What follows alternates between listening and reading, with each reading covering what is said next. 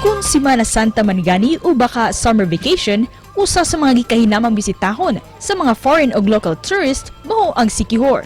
Gumikan sa katahom ug kamisteryoso sa lalawigan, daghan gyud ang modugok niini.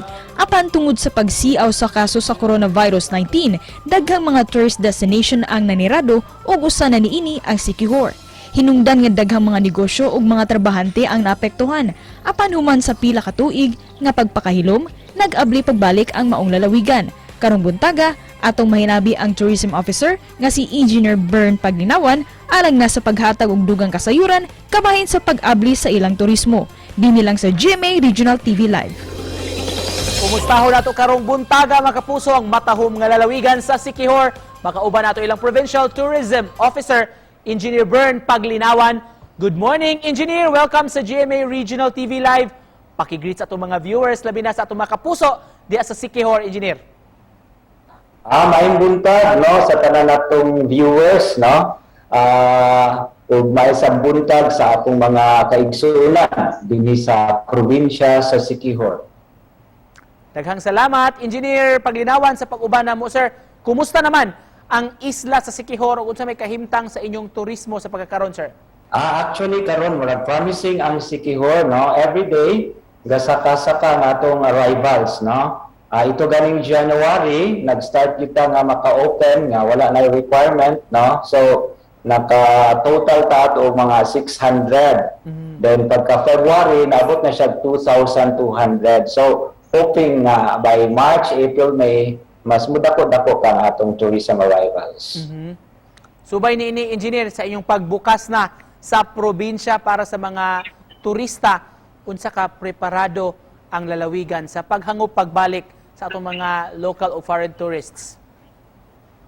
Okay. So actually, ang atong probinsya no, very ready no. But naatay gihimo karon no nga sustainability training seminar nga gipahigayon sa PATA para mahibal-an sad namo sa probinsya kung unsa pang angay namo nga himuon para mahimong ready ug mahimong resilient and sustainable ang atong turismo. So sa pagkakaroon, Engineer, unsa may requirements sa mga buot musuroy sa Siquijor? Katong moari sa Siquijor no, so vaccination card na lang yun ang atong requirement, especially kanang mga fully vaccinated. So katong dili fully vaccinated, they are required to submit RT-PCR test yun. And then they have to undergo the 14 days quarantine. Ug subay niining nagsingabot nga Holy Week, Engineer, kumusta? Mabalik na ba ang naandan itong mga kalihukan diha? Kay gidagsa man gyud inyong Healing Festival? Yes sir. So ang atong Healing Festival murag April 14 or 15 man tingali to. Ato man ang gipahigayon sa Holy Week no. So we usually celebrate that on start on a Wednesday, Thursday, Friday, then Saturday until Sunday no.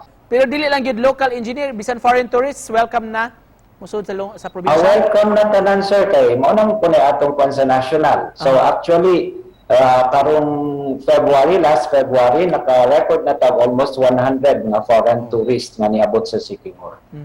Og isip pa na po, Engineer Bern, mensahe nimo sa atong mga kapuso nga nagtan-aw karon dinhi sa Central ug sa Eastern Visayas. Mga kapuso, no?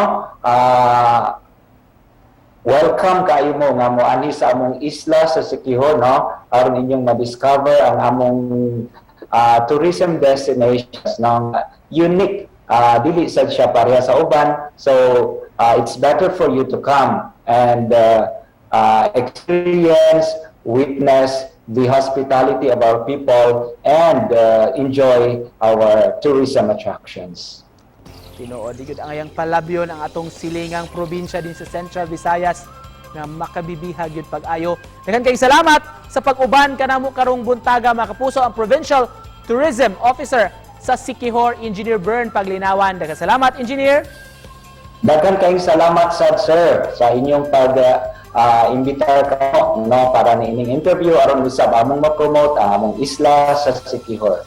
Salamat, daghan sir. kayong salamat. Amping mo diha, sir.